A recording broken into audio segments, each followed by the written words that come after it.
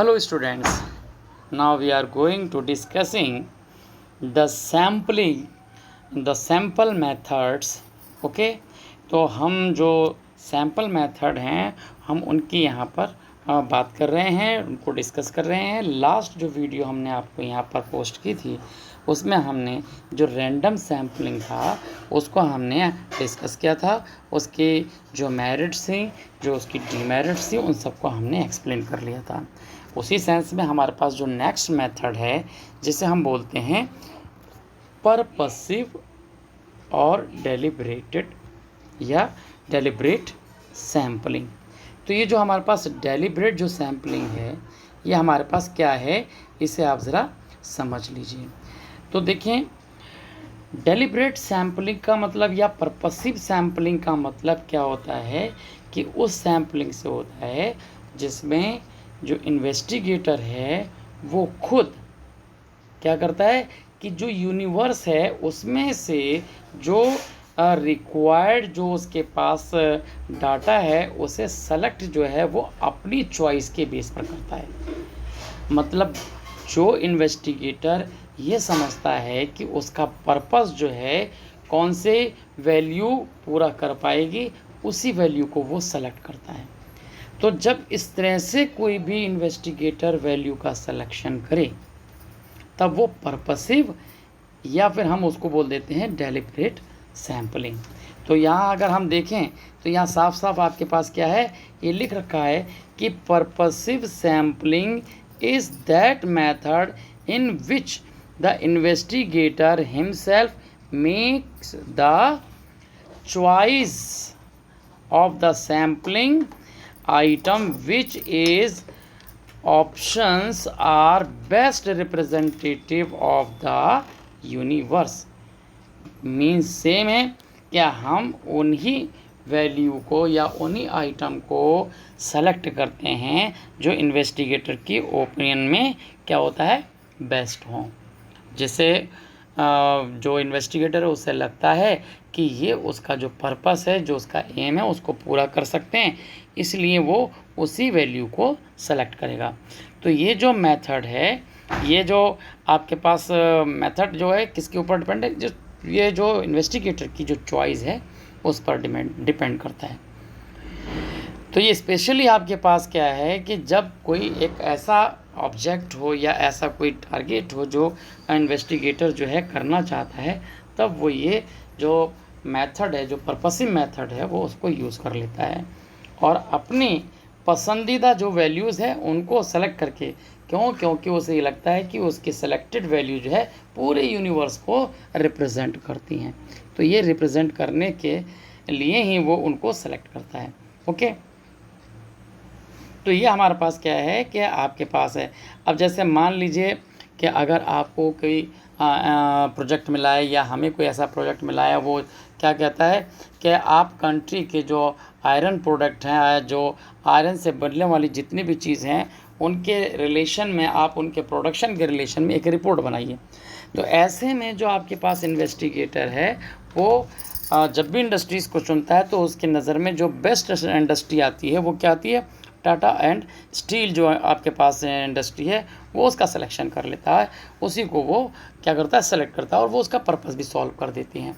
तो इस तरह से हम कहेंगे परपसिव जो सैम्पलिंग है वो आपके पास कहलाती है। ओके, तो अब इस मेथड में आपके पास हम इसकी जो मेरिट्स हैं उनके बारे में भी थोड़ा डिस्कस करते हैं कि जो परपसिव मेथड है उसकी मेरिट्स यानी उसकी जो क्वालिटीज़ हैं वो क्या हैं। तो सबसे पहली बात ये कि जो हमारे पास ये मेथड है, ये मेथड जो है वो फ्लेक्सिबल मेथड होता है। जो इसकी एक ख़ास बात है, कैरेक्टरिस्टिक्स है कि ये मेथड जो है फ्लेक्सिबल होता है, जिससे कि जो इन्वेस्टिगेटर है उसे अपनी वैल्यूज़ को चेंज करने में या उसको बदलने में हेल्प मिलती है। ये एक स्पेशल जो सिग्निफिकेंस है इस मेथड का वो इन्वेस्टिगेटर के पास रहता है। ओके, तो इससे हमारे पास क्या होता है कि फ्लेक्सिबिलिटी बनी रहती है और जो पर्पस है वो इजीली हमारे पास सॉल्व हो जाता है। ओके, तो इसी तरह से हम यहाँ पर ये भी कह देते हैं कि इस मेथड से जो हमने वैल्यूज़ सेलेक्ट की हैं वो बहुत ही सूटेबल होती हैं। और या ये हम कह सकते हैं कि ये बहुत ही सिंपल टेक्निक है कि इसकी सिलेक्शंस ऑफ द सैंपल, जो सैंपल वैल्यूज़ हैं उनको सेलेक्ट करने का ये बहुत इजी तरीका है जिससे हम उसे सेलेक्ट कर पाते हैं। तो याद रखना है कि हमारे पास जो इसकी क्वालिटीज़ है इस मेथड की, वो ये कि हम अपने सूटेबल, हम अपनी पसंद का जो सैंपल है वो चूज़ कर लेते हैं। इसके अंदर जो है हमारा जो स्टडी है वो हमारा पूरा हो पाता है और ये एक वेरी सिंपल टेक्निक के थ्रू हम इसे सेलेक्ट कर लेते हैं। ये तो हमारे पास क्या है, इसका जो मेरिट है हम उसकी बात करते हैं। अब इसके बाद आती है क्या, डीमेरिट। हम अब डीमेरिट की अगर हम बात करें तो ये जो डीमेरिट है यानी कि उसकी जो मतलब हम कहते हैं कि जो कमियां हैं, जो उसकी मतलब खामियां जिसे हम बोलते हैं, ये आपके पास क्या कहलाती हैं, ये डीमेरिट्स कहलाती हैं। ये आप देखें डीमेरिट्स हैं।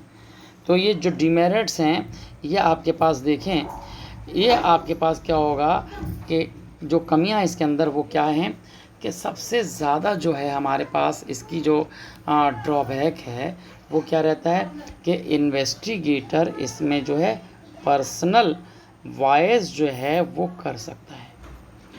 मतलब वो उन वैल्यूज़ को सेलेक्ट कर सकता है जो कि उसके पक्ष में रिजल्ट्स दे सकती हैं।